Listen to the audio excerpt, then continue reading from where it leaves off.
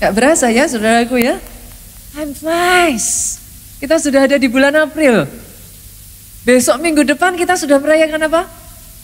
Paskah loh. Coba senggol kiri kanan ajak orang yuk. Let's make it full house, kayaknya seru ya. Anak-anak muda kan paling seru kalau duduk bersama-sama di bawah kan saudara. Aduh, paling seru ya saudaraku. Paskah itu satu momen yang menurut saya amazing sekali sih saudara.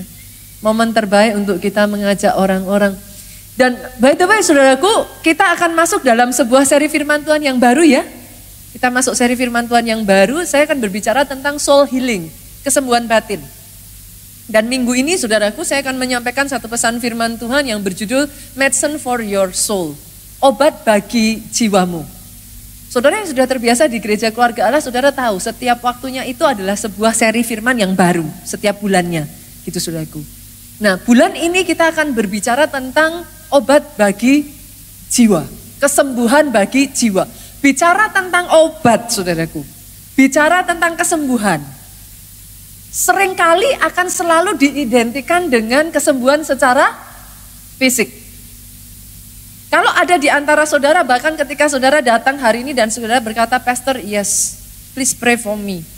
Saya membutuhkan mujizat di dalam kesembuhan buat tubuh saya. We will, saudaraku. Kita akan berdoa untuk itu. Tetapi jangan salah, saudara. Ada sangat banyak orang yang saya lihat hari-hari ini. Jiwamu sedang tidak baik-baik saja. Ada sangat banyak orang, apalagi pasca pandemi ini ya saudaraku, yang saya melihat. Ada banyak orang yang butuh kesembuhan buat jiwanya.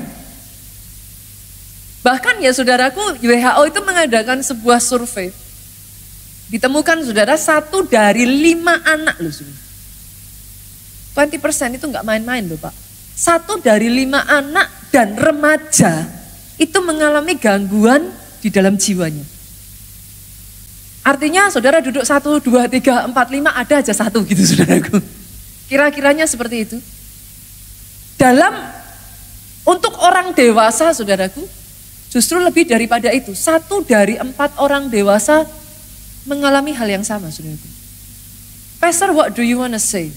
Sederhana saudara, jangan pernah malu mengakui kalau saudara tidak baik-baik saja.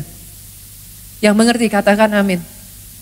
Saya berdoa ya saudaraku, bahkan selama seri firman Tuhan sepanjang 1 bulan ini dipakai Tuhan satu demi satu. Selama masa pandemi kemarin, engkau yang terluka, engkau yang dihancurkan, engkau yang kayak sama seperti firman Tuhan minggu lalu. Ada yang masih ingat saudaraku? Engkau yang sayapmu sempat terluka dan kayaknya nggak bisa terbang. I speak healing. Saya perkatakan kesembuhan untuk sayapmu. Ada kesembuhan atas jiwamu. Kalau mau tepuk tangan Jogja, tepuk tangannya yang paling meriah buat Yesus Tuhan kita. Boleh nggak sih senggol kiri kanan, Pak? Masih nggak dosa kok kalau bilang amin, puji Tuhan, tepuk tangan. By the way, you are in the right place. Saudara ada di tempat yang tepat untuk saudara katakan amin. Ada di tempat yang tepat untuk saudara tepuk tangan dan beri kemuliaan yang paling meriah buat Yesus Tuhan kita. Pertanyaannya sekarang Pastor, how do I know? Bagaimana saya tahu kalau apa ciri-cirinya gitu Pastor? Kalau saya sedang punya masalah dalam jiwa saya gitu. Sebagian saudaraku, saya nggak tahu dengan saudara ya. Semua ciri-ciri yang akan saya sebutkan ini saya pernah ngalami semua. Saudara yang ngalami, saudara tahu apa yang saya katakan. Sebagian saudara itu ngalami gangguan kecemasan. Bukan kecemasan biasa ya saudaraku, bukan gelisah. Orang sekarang bilangnya galau. Bukan ya saudaraku. Bukan hanya sekedar kekhawatiran. Dan by the way, saya itu tidak melihat kekhawatiran itu nggak baik loh saudara. Loh, khawatir itu sebenarnya menandakan saudara sadar saudara manusia yang terbatas dan butuh Tuhan. Yang gak baik adalah ketika saudara khawatir, engkau gak lari sama Tuhan. Sehingga kekhawatiran itu menghancurkan engkau. Tapi ketika kau khawatir dan engkau justru malah berlari kepada Tuhan, engkau mendapat pertolongan yang daripada Tuhan. Oh, kalau mau tepuk tangannya yang paling meriah, saudaraku. Apa tandanya, Pastor? Gangguan kecemasan tuh kayak gini, saudaraku. Cemas yang berlebihan dan tidak terkendali gitu. Dan itu di dalam banyak titik gitu. Dalam banyak bagian. Sampai di satu titik ya saudara, kalau itu terus dibiarkan, next selanjutnya tuh jadi kayak gak ada nafsu makan, Pak. Gangguan dari sisi saudara kayak udah gak nafsu aja makan gitu. Pernah gak? Saya tahu di Jogja ini kulinernya keren-keren, saudara. Kemarin saya jalan-jalan, kangen makanan Jogja kayak gitu kan, saudaraku. Tapi orang yang ada di dalam keadaan tertekan ya saudaraku, kadang kita pergi aja kayak gak pengen loh, mau makan apa aja gak pengen gitu. Sebagian mungkin gak seperti itu, malah sebagian saudaraku, karena saudara kayak ada yang kosong dalam diri saudara, you are craving for more. Justru kalau stres saudara makannya banyak gitu saudaraku. Dan itu kalau saudara teruskan terus sampai di satu titik tertentu, saudaraku, itu depresi. Depresi itu apa ya saudaraku? Kesedihan dalam waktu yang panjang. Terus menerus. Itu membawa saudara pada rasa putus asa. Itu kalau diterusin lagi, saudara itu kayak merasa tidak berharga gitu. Gak ada motivasi untuk melakukan sesuatu. Pernah nggak kayak just nggak kepengen ngapa-ngapa gitu? Apa yang biasanya saudara seneng lakukan kayak saudara udah kayak nggak tertarik. Bangun tidur tuh rasanya badan udah capek semua dan kayaknya cuman pengen tidur aja gitu. Itu kalau saudara teruskan ya saudaraku, berlanjut lagi. Salah satu ya saudara, ciri-cirinya yang lain saudaraku, kita itu nggak bisa kayak fokus gitu. Gagal fokus ya kalau bahasa saya. Pikiran kita itu jadi gak jernih aja gitu. Yang ada tuh serba ketakutan. Akhirnya saudara pernah gak berpikir, kok orang ini kok ngambil satu keputusan kok gak masuk akal ya? Karena udah gak bisa ngelihat jernih Bu. Tabrak. Pemikirannya sudah tidak bisa jernih. Bahkan sebagian ya saudara sampai pada tahap tertentu, saya tuh pernah loh saudaraku ngalami ya. Saya tuh termasuk orang yang apa? I love being with people gitu. Saya suka aja ketemu orang, saudaraku. To be honest, saya tuh nggak keberatan. Saya tuh senang ketemu orang. I love people, basically. Tapi saya tuh pernah loh, saudaraku, bukan karena orangnya enggak gitu. Tapi rasanya tuh kayak pengen sembunyi aja gitu.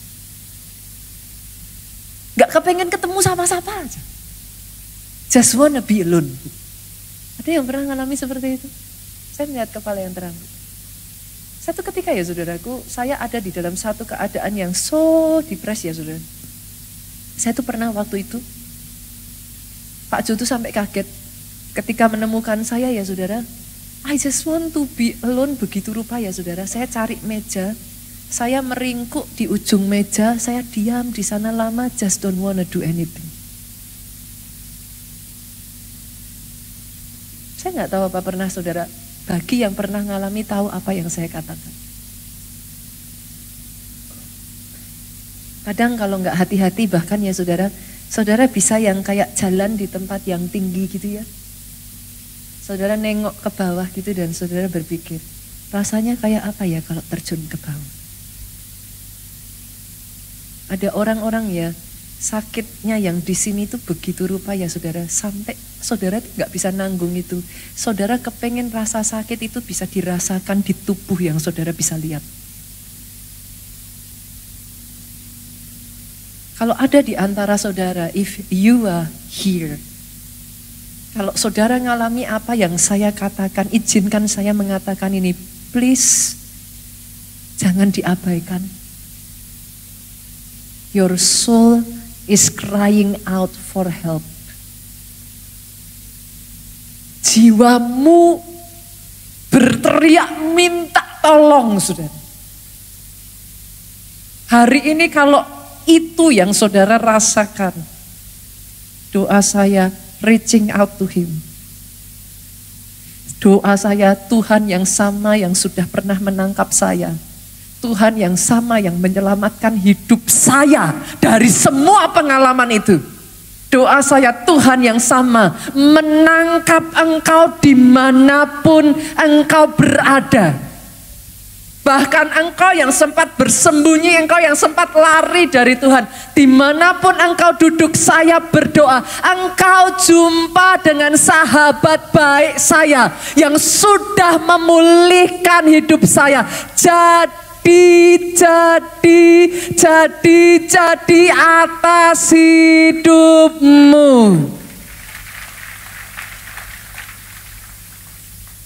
Pastor, what should I do? Kalau itu yang saya alami, apa yang harus saya lakukan? Saya akan bagikan 4 poin, saudaraku. Itu sebabnya diberi judul Medicine for your soul, obat bagi jiwamu. Kalau itu yang kau alami yang pertama, saudara, boleh enggak sih? Yuk beranikan diri, jujur pada dirimu sendiri. Kadang enggak segampang itu loh Bu, ngomong saya tidak baik-baik saja, Pastor. Berapa banyak orang yang saya temui selalu ngomongnya gini, gak apa-apa Pastor, saya bisa kok, saya oke kok, gak apa-apa kok Pastor. Why is it so hard to be honest to yourself? Apa sesusah itu untuk jujur pada diri kita sendiri? Pastor, why should I be honest? Kenapa saya harus jujur, Pastor? Dengar ini saudaraku, keterbukaan awal dari pemulihan. Kalau saudara merasa nggak perlu ditolong, saudara nggak bisa ditolong. Sampai di satu titik saudara ngomong, yes Pastor, I need help. Then the journey begin. Kabar baiknya buat saudara ya saudaraku. Saya ingin katakan ini buat saudara. He cares for you. Tuhan yang saudara dan saya sembah, Dia peduli pada saudara. Dan boleh nggak saya katakan pada saudara, you are not alone. Saudara nggak sendirian. Ada banyak tokoh-tokoh hebat di dalam Alkitab yang ngalami apa yang sedang saudara alami. And it's okay, you don't have to be perfect. Dalam hal ini ya saudaraku, saya nggak pernah menyembunyikan. Saya katakan kepada saudara, your pastor is not perfect. Pendeta saudara bukan superhero. Tapi yes, saya akan terus bertumbuh dan saya tidak akan pernah menyerah. Banyak tokoh-tokoh dalam Alkitab saudara, kita buka yuk, kita lihat yuk. Ayub pasalnya yang ke-7. Ayub itu sampai ngomong gini saudara, ayatnya yang ke-11, oleh sebab itu aku pun tidak akan menahan mulutku. Kadang ada orang tuh yang sampai gini loh saudara, sampai ditutup mulutnya kayak, malam hari mau teriak aja kayak gak berani untuk teriak. Saya bongkar satu-satu boleh hari ini saudaraku? Meninggalkan bulan April ini kita semua dilepaskan, amin. Sayap itu dipulihkan yuk. Karena yang saya percaya ya saudara, masing-masing dari saudara Tuhan ciptakan dengan potensi yang besar. Ada rencana Tuhan yang besar atas kehidupan saudara. Saya tidak sabar menantikan melihat seperti apa ketika saudara dalam full potensial itu dipakai Tuhan di bidang saudara. I cannot wait to see. Karena saya tahu di tempat ini ada orang-orang hebat. Orang-orang dengan talenta-talenta yang dahsyat. You just do not notice it. Saudara hanya nggak sadar aja. Saudara kadang-kala memandang dirimu rendah.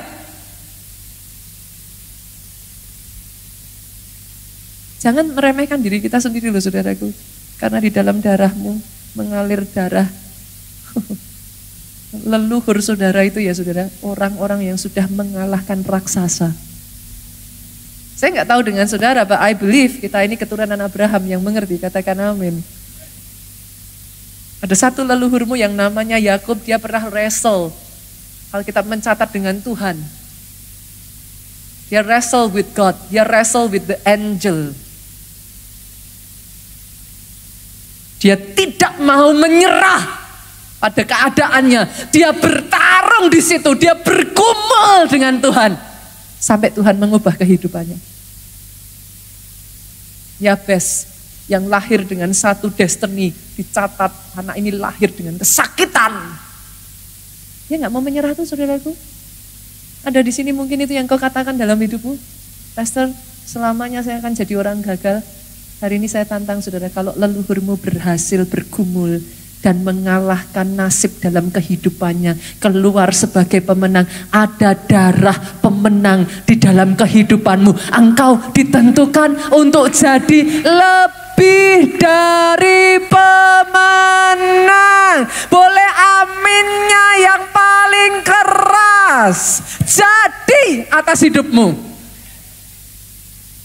Amazingnya lagi ya saudara, bukan cuman Ayub saudaraku. Ayub itu sampai ngomong, aduh udah sesek, aduh aku akan berbicara dalam kesesakan jiwaku, mengeluh dalam kepedihan hatiku. Mungkin sebagian dari saudara ngomong, pastor, lah tapi kan saya ini leader loh di gereja ini pastor. I cannot be weak. Saya nggak bisa terlihat lemah. Saya pembicara loh pastor. Saya pelayan mimbar loh. Ya jangankan saudara yang pelayan mimbar, pembicara, yang manalah terserah leader kayak.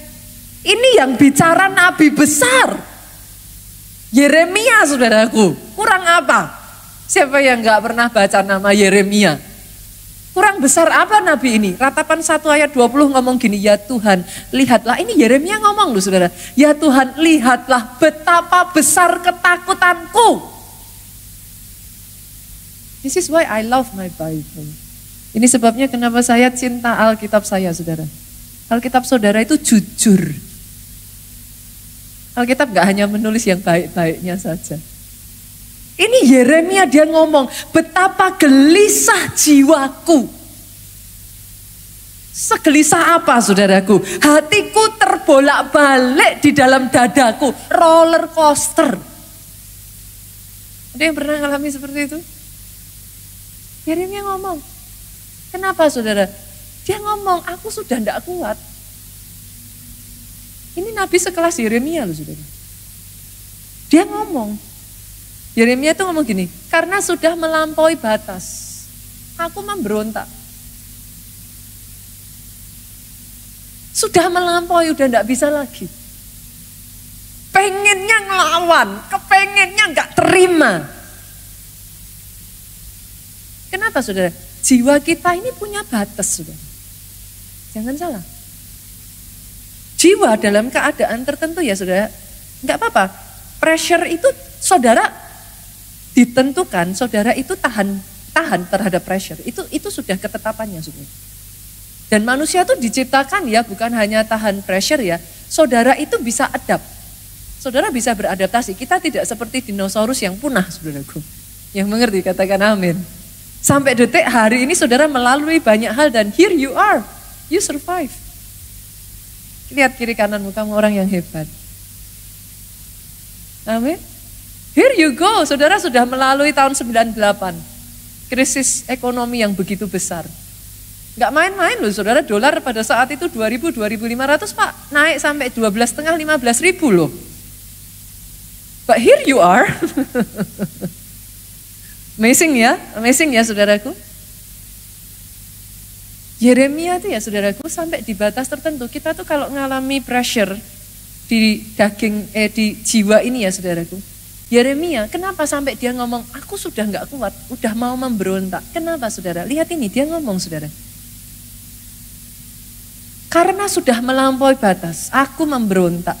Di luar, ini yang dilihat Yeremia tuh ini. Di luar, keturunanku dibinasakan oleh pedang. Ada di sini yang selama masa pandemi kemarin, maaf saudaraku, kehilangan orang yang saudara cintai. Manusia itu ya saudara dalam batas tertentu ketika mengalami peristiwa-peristiwa yang cukup traumatis dalam kehidupannya, dia bisa berubah. Kadang perubahannya bisa 180 derajat saudaraku. Saudara mungkin pernah kehilangan orang yang saudara kasih. Yeremia ngeliat orang yang dia kasih di depan matanya ditebas pedang. Itu traumatisnya seperti apa saudara? Dan dia ngomong, Yeremia tuh ngerasa kayak sudah kayak terjebak, gak bisa apa-apa saudaraku.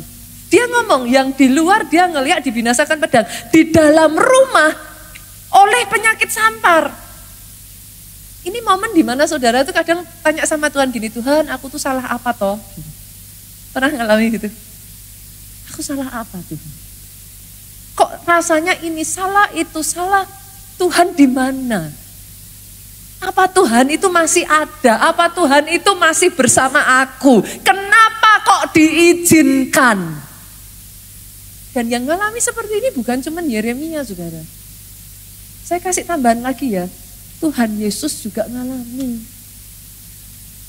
Markus yuk kita buka ayatnya yang pasalnya yang ke-14 ayat 33 sampai 34. Yesus tuh sampai gini, ia membawa Petrus, Yakobus, Yohanes sertanya. Yesus tuh sampai gak mau sendirian. Dia minta ditemani. Ia sangat takut dan gentar. Ini siapa saudara? Ini Yesus. Lalu katanya besar, kata Yesus kepada mereka, hatiku sangat sedih, seperti mau mati rasanya. Tinggallah di sini berjaga-jagalah. Ini we are talking about Jesus. Pastor, what do you want to say? You are not alone. Kalau Ayub mengalami, Yeremia mengalami, Tuhan Yesus mengalami, dengar. Ketika engkau justru membuka dirimu, engkau memberikan jalan buat Tuhan bekerja dalam hidupmu. Jangan malu saudaraku, itu bukan sesuatu yang memalukan kok. Gak peduli saudara itu dari orang kaya kah, apakah miskin kah, dia tuh gak mengenal itu semua saudara. Apakah saudara dari orang yang well educated, berpendidikan tinggi, apakah pendidikan saudara biasa, saudara besar, kecil, tua, muda, dari latar belakang apapun itu enggak efek saudaraku. Satu titik, setiap kita akan berurusan dengan jiwa kita. Doa saya, di momen itu, do not hide. Buka. Belajar untuk terbuka. Tapi terbukanya juga jangan ngawur ya saudara. Pastor bilang terbuka. Oke, mulai sekarang saya akan melupakan masa lalu saya. Saya ceritakan sama semua orang. Gak gitu juga kali saudaraku.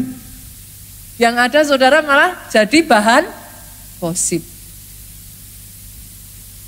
Terus gimana pastor? Pastornya sih katanya suruh terbuka. Sekarang saya terbuka salah gitu kan.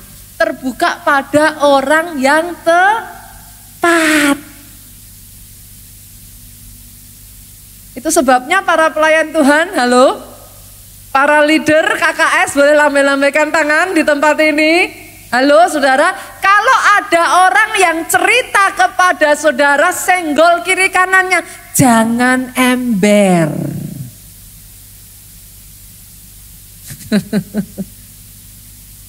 Amin saudaraku, gereja kita bukan tempat gosip. Gosip boleh enggak? Boleh, betul. Boleh di depan orangnya. Tadi ada yang bilang sama saya, kalau gitu berarti bukan gosip. Ya gimana lah saudaraku.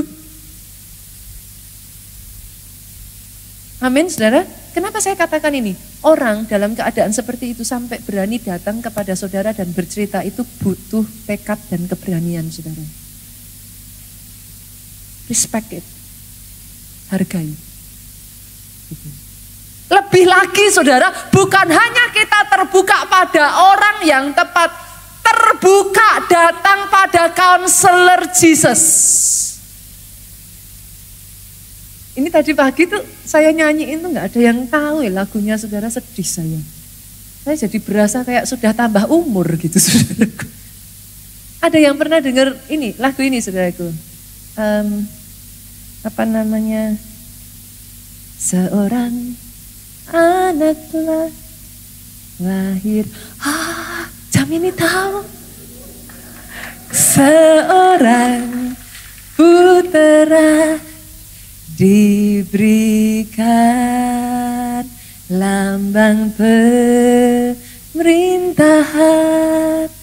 di atas bahunya, dan namanya pun disebut orang, apa saudaraku? Penasehat ajaib, Allah yang perkasa, Dia penasehat ajaib. Wonderful Counselor. Kenapa kita datang sama Yesus, saudara? Karena yang pertama, Yesus itu sang pemilik jiwamu. Satu waktu ya saudara, satu kali ada seorang bapak mau berpergian, dia ambil mobilnya, dia keluar di jalan besar. Setelah sekian waktu dia setir mobilnya, mogok bu di tengah jalan. Bapak ini keluar, ambil peralatan, kayak biasalah bapak-bapak kan lebih menguasai mesin ya. Buka kap mobilnya, tak. Setelah sekian waktu, mobilnya nggak beres-beres. Dia berusaha, dia tak, dia cari ininya, itunya. Masih belum bisa jalan mobilnya, saudaraku.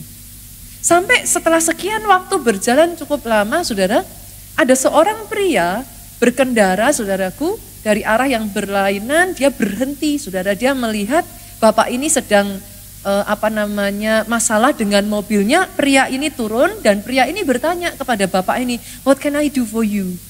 Gitu. Bapak ini bercerita, mobil saya begini, saya sudah mencoba, saya begini kan, saya begitu kan, tapi nggak bisa terus gitu. Pria ini tanya, "Can I do something? Boleh nggak saya bantu?" Gitu kan, saudaraku. Bapak ini ngomong, "Saya yang punya mobil aja nggak bisa betulin. Gitu.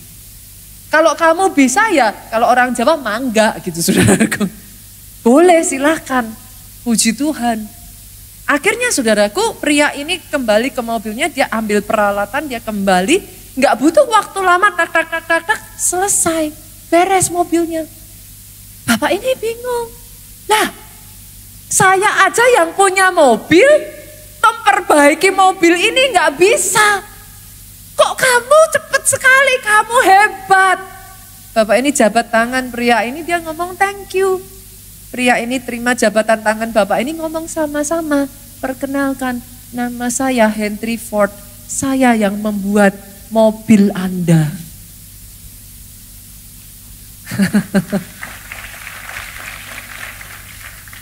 He is the creator. Dia sang pencipta, saudara. Pastor, ada ayatnya. Kalau dia pemilik jiwa kita, loh ya ada. Buka yuk, Yehezkiel pasalnya yang ke-18 ayatnya yang ke-4 bagian A. Saya bacakan. Oh, sama-sama lihat tuh, saudaraku. Boleh baca sama-sama? 2, 3, yuk.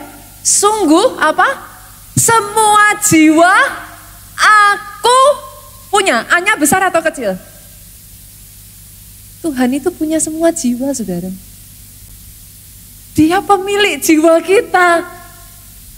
Bahkan di sini dikatakan baik jiwa ayah maupun jiwa anak, aku punya. Gak yang besar, gak yang kecil. Jiwa kita ada yang punya. Kenapa datang kepada Yesus? Bukan hanya He is the creator. Dia sang pemelihara jiwa kita, saudara. Loh, sekarang saya tanya ya, Bapak Ibu di sini yang punya mobil nih, saya mau tanya. Mobilnya setiap sekian bulan sekali diservis enggak? Nah loh, kan lihat kiri kanan. Coba ngomong sampingnya, apalagi kita. Dan setuju enggak dengan saya, saudaraku? Servis terbaik adalah servis ke bengkel resminya. Yang ngerti katakan amin. Boleh nggak atau saudara jiwanya ini diservis ke bengkel resminya, saudaraku? Halo. Dia sang empunya jiwa dan pemelihara jiwa kita. Ayatnya mana? Ada, saudara. Kita buka ayo. 1 Petrus 2:25. Sebab dari dahulu kamu sesat seperti domba. Kita ini kan domba, saudara. Diibaratkan seperti domba. Alkitab tuh ngomong, kamu suka sesat kayak domba. Domba itu kadang sukanya lost, saudara. Loh, domba itu lucu loh, saudara. Domba itu kadang ya bisa tersesat tuh, saudaraku. Masuk jurang sendiri. Ya beneran. Domba tuh bisa begitu.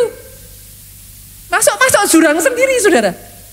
Kadang-kala dalam kehidupan kita, di dalam keterbatasan kita lost. Kita tersesat. Kenapa khawatir itu penting, saudara? Kenapa rasa sakit itu penting? It is a signal. Belajar untuk mengerti signal-signal itu, jangan diabaikan.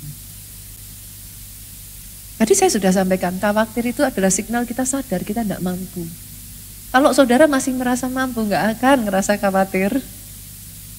Tapi karena sadar kita tidak mampu, kita butuh Tuhan. Kata pemelihara jiwa di sini ya saudara, kita baca lanjutannya tadi ya. Tetapi sekarang kamu telah kembali kepada gembala. Tadinya sesat, sekarang kembali kepada gembala. Siapa? Dan pemelihara jiwamu. Kata pemelihara jiwa di sini bahasa Inggrisnya itu nyenengin banget saudara. The guardian of your soul. Tahukah saudara di dalam semua masalah yang saudara alami, saudara itu gak sendirian loh. Ada the guardian of your soul. Penjaga jiwa itu menemani saudara. Jangan abaikan dia. Ada satu bahasa lagi yang menyebut itu bukan hanya the guardian of your soul, the bishop of your soul. Gembala jiwa. Dan karena dia gembala jiwa, dengar ini poin yang ketiga saudara. Kenapa kita datang sama the counselor Jesus? He cares for you. Dia peduli. Tuhan, masa sih Tuhan yang kayak gitu peduli? Tuhan tuh kan sudah sibuk. Itulah yang bikin saya itu takjub dengan Tuhan kita ini loh saudara. Mazmur, yuk kita buka 31 ayat 8 sampai 9. Aku akan bersorak-sorai bersuka cita karena kasih setiamu. Sebab engkau telah menilik sengsaraku. Di tengah semua kesibukan Tuhan, dia masih bisa menilik sengsara saudara. Bukan hanya itu saja, dia telah memperhatikan kesesakan jiwaku. Dia tahu kalau saudara sesak. Dia tahu kalau saudara tertekan. Tetapi lihat ini yang saya berdoa terjadi atas hidupmu. Tidak menyerahkan aku ke tangan musuh. Tetapi menegakkan kakiku di tempat yang lapang. Apapun yang saat ini sedang saudara alami ya saudara, izinkan saya mengatakan ini. Dia tidak menyerahkan engkau ke tangan musuhmu. Kakimu akan ditegakkan sehingga kau bisa berdiri lagi. Bukan hanya berdiri untuk berjalan. Tapi firman Tuhan berkata kau berjalan tidak menjadi letih. Engkau berlari tidak menjadi lelah. Engkau akan terbang seperti pada burung Raja Wali. Jadi atas hidupmu. Sayapmu bisa dikepakkan kembali. Dan yang terakhir ya saudara, kenapa datang pada counselor Jesus saudara itu? Ini yang buat saya, kenapa saya suka lagu tadi saudara? Karena it is true. Siapakah Allah yang seperti Allah kita? He is that big. Yet he cares. Dia bahkan hafal semua nama saudara. Curang gak sih? Nama sampingmu aja saudara gak hafal kok. Coba saya tanya. Ayo, sampingnya siapa namanya? Depan belakangnya siapa namanya? Kan? Tapi Tuhan tahu setiap nama saudara. Curang gak sih? Dia segitunya loh saudara. He is that big, yet he cares for you. Dia ini ya saudara, imam besar yang keempat, yang tahu semua yang kita rasakan. Ibrani 4 ayat 15, sebab imam besar yang kita punya. Siapa imam besar yang kita punya? Yesus. Sebab imam besar yang kita punya bukanlah imam besar yang tidak dapat turut merasakan kelemahan-kelemahan kita. Lihat ini saudara, sebaliknya sama dengan kita, ia telah dicobai hanya tidak berbuat dosa. Apa maksudnya saudara? Tidak ada satupun perasaan yang saudara rasakan yang dia tidak tahu. Pastor, apa Tuhan tahu kalau saya ini tertolak? Oh, Tuhan saudara tuh ditolak berapa kali Pak? Anak sekolah minggu aja punya nyanyiannya. Serigala ada lubangnya, burung di udara. Yang ini gak tahu. Saya jadi mikir loh saudaraku. Burung di udara ada sarangnya, tapi Yesus tidak ada tempat untuk meletakkan kepalanya. Tuhanmu tuh tahu saudara rasanya ditolak saudaraku. Orang yang sama yang ngomong Hosana bagi anak domba, the next setelah mereka ngomong begitu, the next day mereka ngomong salibkan dia. Di mana mereka semua? Di antara orang-orang itu sudah pernah ngalami mujizat Tuhan loh. Yesus menyembuhkan mereka dengan tangannya loh saudaraku. Where are they? Pada saat Yesus disalib di atas kayu salib ya saudara. Ada sebagian dari saudara merasa kayak pastor saya ditinggal, saya kesepian, saya benar-benar ngerasa kayak nggak punya siapapun bersama dengan saya. Di atas kayu salib itu murid-muridnya semua nggak ada yang nemenin dia loh saudara. Yang tinggal hanya ibunya satu, Yohanes. Where are they? Mereka 12 murid, mereka bukan orang lain loh. Tidur sama-sama, makan satu meja. Oh, saya nggak bisa bayangin saudaraku rasanya Yesus ada di kayu salib pada saat dia lihat ke bawah. Dia tidak mendapatkan siapapun di sana. In case ada di antara saudara-saudara yang pernah merasa kayak saudara dikhianati. Saya harus katakan ini kepada saudara. He exactly experienced it. Saudara mungkin berkata kepada saya, pastor saya merasa dipermalukan. Kalau ada satu film yang saya nggak bisa nyaksiin sampai lengkap ya saudara, Passion of the Christ. Setiap kali saya ngeliat Passion of the Christ, jujur saudaraku, hati saya tuh nggak nyampe gitu. Yesus itu jalan, dia tuh benar-benar dilepas loh saudara. Kalau saudara itu malunya seperti apa? Disaksikan orang seluruh kota. Saudara merasa disalah mengerti? Come on. Yesus itu di kayu salib bukan dihukum atas kesalahannya dia loh. Bahkan Alkitab mencatat tidak ditemukan kesalahan padanya. Tapi tetap dihukum. Di mana orang-orang yang pada saat itu disembuhkan Yesus? Di mana orang-orang yang pada saat itu ditolong Yesus? Where are they? Dia tahu apa yang saudara rasakan. Bahkan dalam semuanya itu ya saudaraku, in case ada di antara saudara-saudara yang pernah ngerasa kayak putus asa, saudara udah gak kuat lagi. Yesus dalam menanggung semuanya itu dia khusus memberikan satu signature kepada saudara. Dia tidak menyerah. Di sampai titik terakhirnya dia berkata, it is finished. Kenapa saudara? He wants to give you a message. Kalau aku bisa, engkau juga bisa. Yuk, maju lagi yuk. Yesus ngomong sama saudara, aku sudah menyelesaikan sampai akhir. Bahkan semuanya tadi yang saya katakan, I bear it all. You can do it too. Datang pada counselor Jesus. Pastor, kalau saya mau datang sama Yesus, oke, saya tahu. Saya mau datang sama Yesus. Waktu saya datang sama Yesus, saya mesti gimana? Saya harus gimana? Kalau saya mengalami semua itu, saya berbeban berat sama seperti yang Pastor ceritakan, saya mengalami semua gangguan itu semuanya. What should I do, Pastor? Yang ketiga, saudaraku, saya bukakan ayat ini. Filipi pasalnya yang keempat, ayatnya yang ke-6 sampai 7. Ayat ini ngomong seperti ini, janganlah hendaknya kamu khawatir tentang apapun juga. Boleh saya tanya, saudara? Kalau gitu kita boleh khawatir enggak? Hah? Nah, tadi ayatnya bilang janganlah kamu khawatir tentang apapun juga. Ayat ini ngomong seperti itu saudara, karena ayat ini tahu. Bukan boleh enggak boleh. Kamu akan khawatir anyway. Gitu. Oke saudaraku. Enggak usah boleh enggak boleh ya kita akan khawatir anyway. Tapi ayat ini ngomong pada saat kamu khawatir. Kenapa kok ayat ini bilang jangan khawatir? Karena ayat ini tahu pada saat kamu khawatir, ayat ini ngomong seperti ini saudaraku.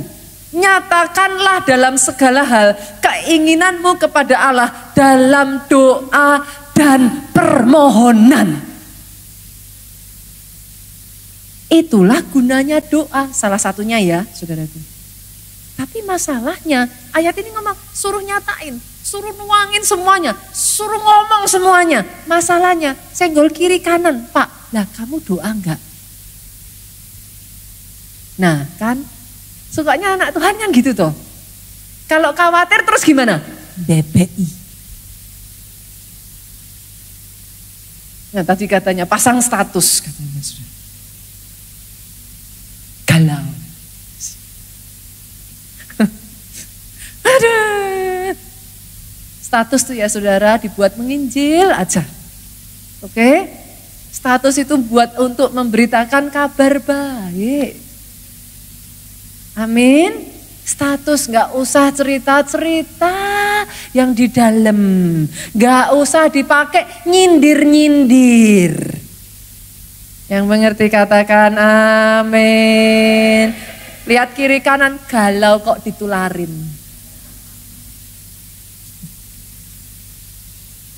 Oke? Apa yang firman Tuhan katakan? Pada saat engkau khawatir, anyway kita tuh pasti akan pernah mengalami khawatir. Gimana caranya? Datang sama Tuhan di dalam doa dan permohonan. Ngomong sama Tuhan, jangan BBI kiri kanan. BBI-nya sama Tuhan aja. Tuhan aku enggak terima loh Tuhan. Tuhan kenapa kok seperti ini? Tuhan kok diperlakukan seperti ini? Salahku apa Tuhan? Aku ngelakuin apa Tuhan? Itu kan kegelisahan toh saudaraku. Tuhan ini gimana? Aku takut loh Tuhan. Siapa yang bakal jaga aku? Kalau sampai terjadi kayak gini gimana Tuhan? Tuangkan semuanya itu dalam doa dan permohonan. Berarti boleh minta enggak? Boleh. Loh enggak salah loh saudara minta. Orang disuruh kok dalam doa dan permohonan. Artinya apa? Tuhan tolong aku. Tuhan bantu aku. Tuhan buka jalan buat aku. Tapi enggak sampai di situ, ditambahi. Ada lanjutannya saudara, dalam doa dan permohonan dengan sungut-sungut. Hah? Alkitabnya beda. Nah kenyataannya yang mana? Ucapan syukur keluarga Allah luar biasa. Artinya pada saat doa bukan gini, Tuhan kok enggak nolong-nolong. Katanya kemarin pendetanya bilang, katanya mana. No, aku percaya Tuhanku baik. Dengan ucapan syukur kan, terima kasih Tuhan, sekalipun diizinkan tidak dibiarkan sendiri. Aku percaya pertolongan Tuhan tepat pada waktunya. Terima kasih. Kenapa? Kenapa kita harus lakukan itu? Kenapa nggak pakai sungut-sungut? Ini kan formula ya saudara. Formula ya. Oke? 1 tambah 1 sama dengan 2. Jangan diambil. Kalau formula itu kerjakan semuanya. A plus B plus C equals to kan gitu. Namanya juga formula. Jangan diambil salah satunya, nggak jadi. Sepakat? Nah, kalau formula tadi itu saudara lakukan, apa yang terjadi? Lihat ayat 7. Damai sejahtera Allah yang melampaui segala akal akan memelihara hati dan pikiranmu dalam Kristus Yesus. Jadi. Boleh saudaraku? Formula jangan didiskon. Nggak jadi nanti. Formula kerjakan semua. Doa, permohonan, boleh minta. Tapi dengan ucapan syukur. Maka yang terjadi apa? Damai sejahtera Allah. Itu sebabnya kita perlu berdoa tiap hari. Loh, saudara, aminnya keras tapi dilakuin enggak? Saya pikir-pikir orang Kristen tuh curang loh. Kenapa curang? Handphone saudara aja di-charge-nya tiap hari apa? Seminggu sekali. Lah kok saudara kok nge-charge-nya seminggu sekali? Nah. Lah kalau nggak di gereja nggak doa kok. Kan seminggu sekali. Lah handphonenya aja setiap hari kan? Ada di sini yang nge-charge-nya handphone setahun 2 kali, Natal dan Paskah? Coba saya lihat gimana hasilnya handphonenya jadi apa, saudaraku? Manusia sama. Handphone aja saudara cas tiap hari kok. Kita manusia sama. Manusia itu ya saudaraku kayak baterai handphone itu loh. Jiwa kita itu kenapa perlu berendam? Saudara di charge itu gimana tuh sebenarnya? Di charge itu ya baterainya itu direndam dengan listrik. Benar kan? Pada saat di charge itu listrik itu menaungi satu baterai. Baterainya yang tadinya udah lemah bangkit lagi. Saudara bisa main Instagram, sosmed. Kan? Saudara bisa pakai handphone itu dengan leluasa. Jiwa saudara juga sama loh. Tapi nggak pernah di-charge. Itu sebabnya berendam dalam hadirat Tuhan, saudaraku. Dan percaya nggak percaya ya saudara? Di mana-mana jarang loh obat itu manis. Hah? Itu sebabnya ibu-ibu yang punya anak kecil susah nggak suruh anaknya minum obat? Kenapa? Pahit. Tapi harus diminum nggak? Minum. Kalau mau manis minum ice cream. Tambah pilek saudara. Kan? Tapi harus minum obat. Pahit. Percaya nggak percaya saudara?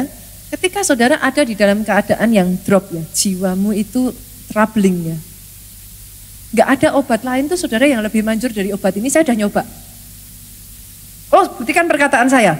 Saya pernah ya, waktu saya di Amerika, saya kuliah, saya drop, saya down sekali, saya jauh dari orang tua, bahasa saya terbatas, saya frustrasi. Lihat film, saudaraku nggak ngerti artinya, karena nggak ada subtitlenya.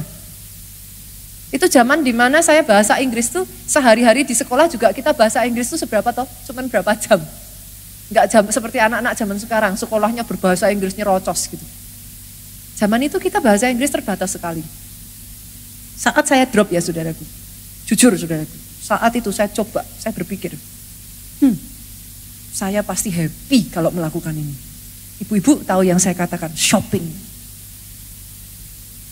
Saya shopping dari pagi sampai malam saudara. Saya jalan-jalan, I buy whatever I want. Happy sih, tapi pulang happy-nya gak bertahan lama. Setelah itu saya coba, orang zaman sekarang bilangnya apa? Healing. Kan? Apa yang lagi tren pergi kemana saudara? Hah? Nanti sebentar lagi lebaran mau kemana? Ada yang ke Bali, ada yang kemana lagi? Kemana? Pulang kampung katanya. Ada yang kemana lagi saudaraku? Healing. Memang pada saat saudara pergi mungkin saudara happy. Tapi habis itu pulang. Gak berubah tuh Pak. Saudara mau tahu obat yang paling manjur apa? Mau tahu gak saudara? Hah? Beneran Pak? Nanti saya kasih tahu ini. Saudara coba perkataan saya ya, buktikan perkataan saya. Tapi saya ingatkan dulu, obat itu rasanya pahit. Oke, kalau manis minum es krim. Pantengin terus ya saudara. Saudara mau tiduran kayak mau duduk kayak terserah. Pasang earphone, dengerin khotbah berjam-jam. Khotbah-khotbah yang saudara tahu itu membangkitkan roh. Gak sembarang khotbah ya saudara. Setel khotbah-khotbah yang saudara tahu tema-tema yang membangkitkan roh. Setel itu, dengerin berjam-jam. Saya jamin, nanti tiba-tiba ya roh saudara membaik. Masalahnya gak banyak yang bisa melakukan itu. Kenapa? Tiba-tiba waktu mau dengerin khotbah, dagingnya hidup. Kayak cacing kepanasan.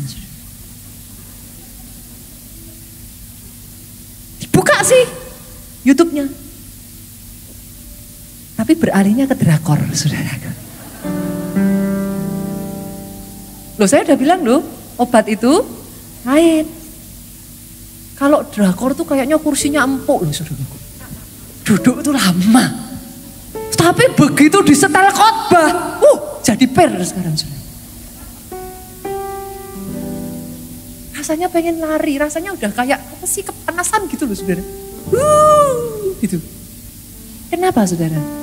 That's what happened actually. Tahukah saudara seberapa kuat jiwa saudara? Sekuat roh saudara. Saya ulang ya saudara. Seberapa kuat jiwamu, sekuat rohmu. Kenapa tiap hari berdoa saudara? Jiwa kita ini tiap hari pasti ada hantaman. Masalah, kesalahpahaman sama pasangan. Belum kalau ada hutang piutang. Kan? Loh itu berat loh saudara. Berat. Saya tahu. Belum sakit penyakit vonis dokter. Belum masalah di pekerjaan.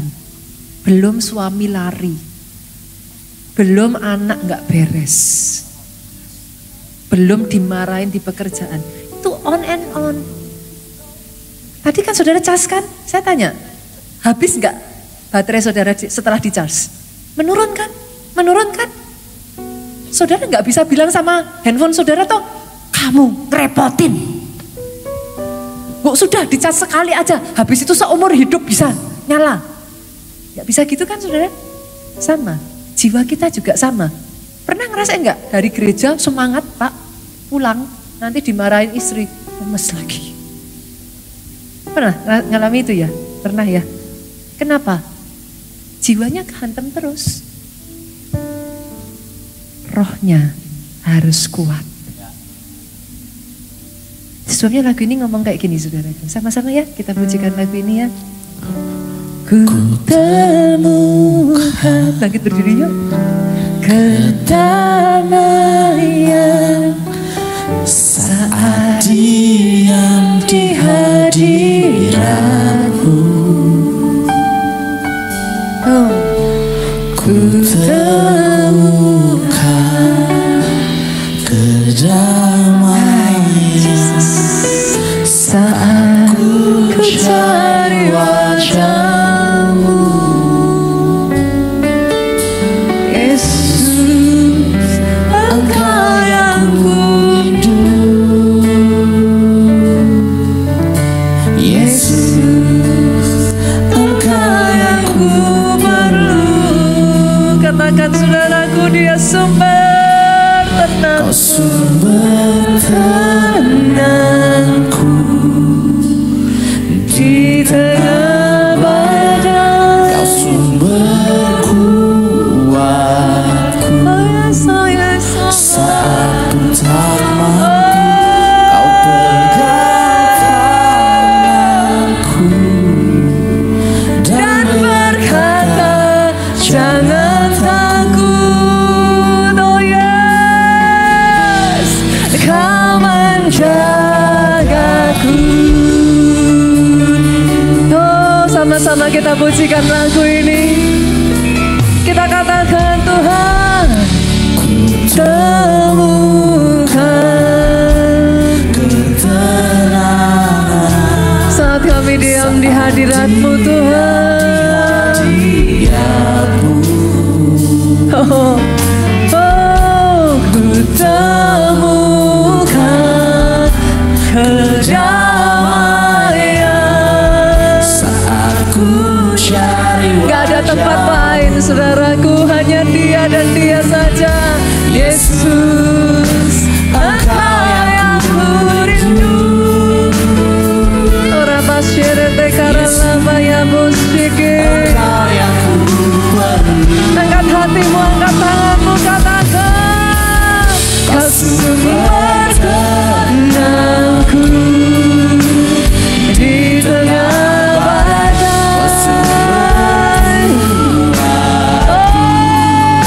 Saat ku tak mampu, Kau pegang tanganku. This is what you say. Dan berkata, jangan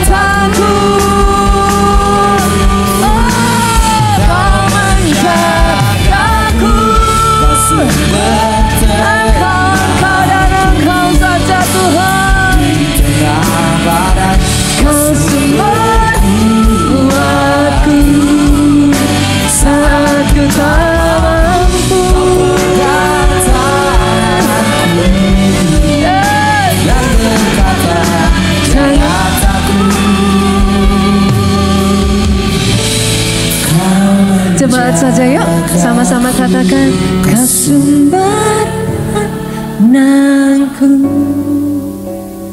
di tengah badai. Kau dengar Tuhan perkataan setiap anak-anak-Mu di tempat ini. Kau bawa kami Tuhan. Jangan pernah lepaskan. Yesus. Yesus. Sekali lagi ya saudaraku katakan, Kau sumber tenangku di tengah badai. Saat kami tak mampu, Engkau ada Tuhan. Jangan lepaskan, jangan lepaskan.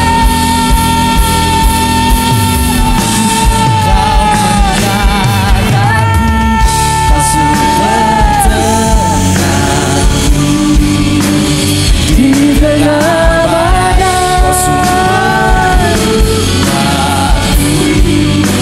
Saat ku tak mampu, Yesus Tuhan, Yesus Tuhan. Jangan takut. Yang terakhir saudara katakan,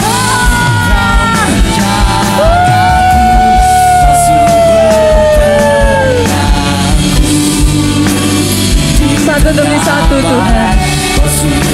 Sepanjang bulan ini Engkau kerjakan kehidupan kami Tuhan. Sadarkan kami kembali. Jangan takut dan berkata. Ini yang dia katakan kepada engkau saudaraku. Sama-sama yuk saudara katakan, Engkau menjagaku.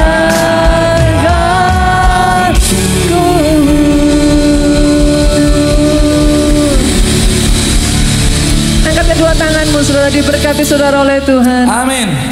Oh, diberkati engkau roh, jiwa dan tubuhmu terpelihara dengan sempurna. Yes, amin. Sehat tubuhmu saudaraku. Amin. Kalau hari ini ada orang yang sedang ada di dalam pergumulan dengan kesehatannya, angkat tanganmu saudara, nggak usah lihat kiri kanan, angkat tanganmu. Disampaikan firman-Nya dan disembuhkan mereka oleh bilurnya. I speak healing. Yes, amin. Kesembuhanmu mengalir. Yes, amin.